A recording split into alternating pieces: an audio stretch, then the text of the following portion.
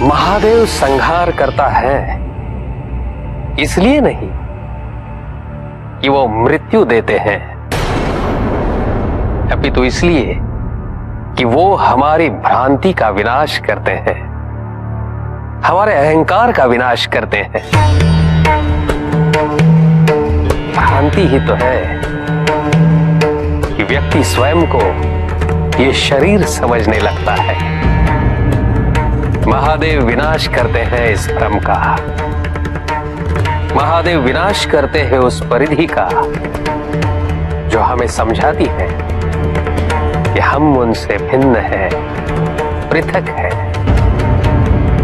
महादेव ध्वस्त करते हैं उस धारणा को जो अंश को पूर्ण होने से रोकती है। मृत्यु मृत्यु होती है ऋषि पिपलाद, मुक्ति ही स्वतंत्रता है। जिस व्यक्ति की चेतना जागृत हो वो ये समझता है कि मृत्यु मुक्ति का मार्ग है। कुछ समय पहले आप ऊपर आकाश में थे, आप वहां से वो देख सके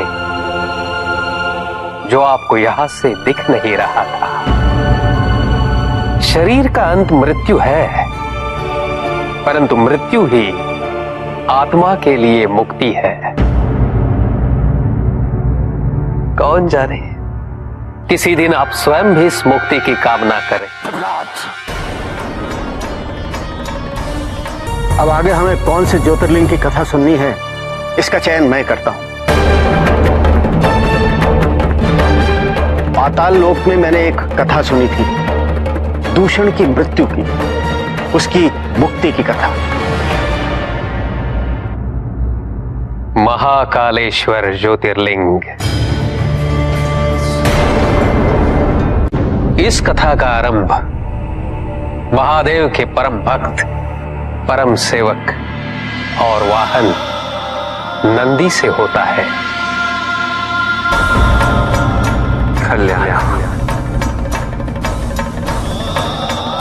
प्रभु, आपसे वियोग मुझे सहन नहीं होता। यदि आपकी सेवा करने का मुझे अवसर प्राप्त न हो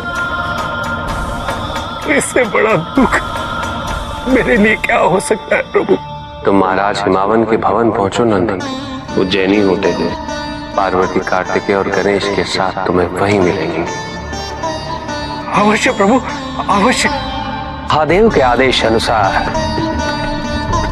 नंदी महाराज हिमावन के भवन की ओर अग्रसर हुए। मार्ग में उज्जैन नगरी भी पड़ती थी। नंदी ने देखा कि वहां लोग भयभीत होकर भाग रहे थे।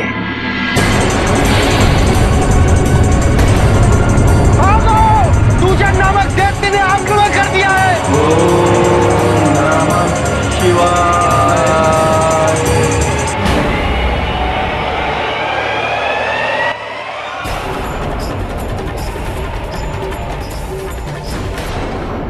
और तुम्हारे महादेव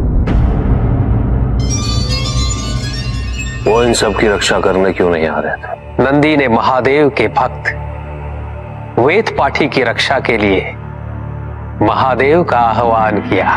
ये महादेव की तपस्या कर रहे हैं, मैं तुम्हें इन चारों को कोई हानि नहीं पहुंचाने दूंगा। तो सुन ले, मैं महादेव के भक्तों का ही काल हूं। नाम है मेरा दूषण। यदि तुम महादेव के भक्तों का काल हो तो महादेव तुम जैसे दुष्ट दैत्यों के महाकाल है।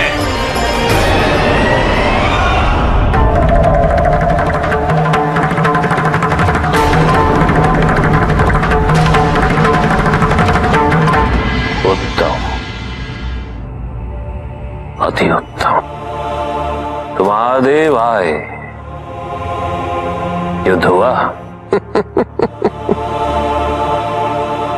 जब महादेव प्रकट हो जाए तो युद्ध कहाँ रहता है। अर्थात शीघ्र ही सब समाप्त हो गया, जैसे तुहुन के साथ हुआ। मैं आज से यहाँ इस ज्योतिर्लिंग के रूप में वास करूंगा। उज्जैनी का ये स्थल महाकालेश्वर ज्योतिर्लिंग के नाम से जाना जाएगा। हर हर महादेव। एक भक्त की रक्षा के लिए महादेव अवश्य आते हैं। आपने भी ये समझ लिया होगा। आपने महाकालेश्वर के प्रकाशपुंज को ऊपर से देखा होगा। जानते हैं ये प्रकाशपुंज इतना दीप्तिमान क्यों है? क्योंकि ये महादेव की ऊर्जा है अपने भक्तों की रक्षा के लिए। यदि आप भी उस पर अपना ध्यान केंद्रित करें तो आपको भी भय से मुक्ति मिलेगी। व्यक्ति अपने को समर्पित कर दे, छोड़ दे अहंकार को, तो ब्रह्म की इच्छा ही पूर्ण होती है और अभी भी वही फलित हो रही है। ऐसा नहीं है कि हम उससे भिन्न फलित करा लेंगे, लेकिन व्यक्ति भिन्न फलित कराने में लड़ेंगे, टूटेंगे, नष्ट हो। कुछ भी सुनने और समझने के लिए मन का मौन रहना आवश्यक है, किंतु मन मौन रहना नहीं जानता। वो तो निरंतर कुछ ना कुछ कहता रहता, प्रतिपद शब्दों का आक्रमण चलता रहता है मन पर, और यही आक्रमण है जिसके कारण व्यक्ति कभी भी शब्दों के परे नहीं जा पाता। जहां जीवन की सत्यता का बोध उसकी प्रतीक्षा कर रहा होता। क्षमा करना अत्यंत कठिन होता है कुछ, और वो भी ऐसे अपराध की। किंतु जो मेरे सच्चे भक्त हैं उनके हृदय में दया का कभी अभाव नहीं होता।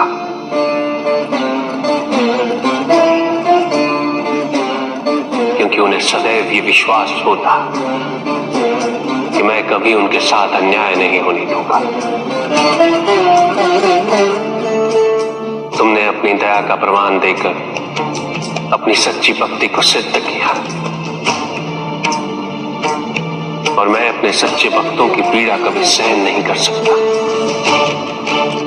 धन्य हो तुम्हारे मन में संसार के कल्याण की प्रति भावना वास करती। तुम्हारी भक्ति, तुम्हारी पवित्रता के कारण मैं सदैव यही रहूंगा। अनंत काल तक ये समस्त संसार तुम्हारी करुणा का स्मरण करता रहेगा।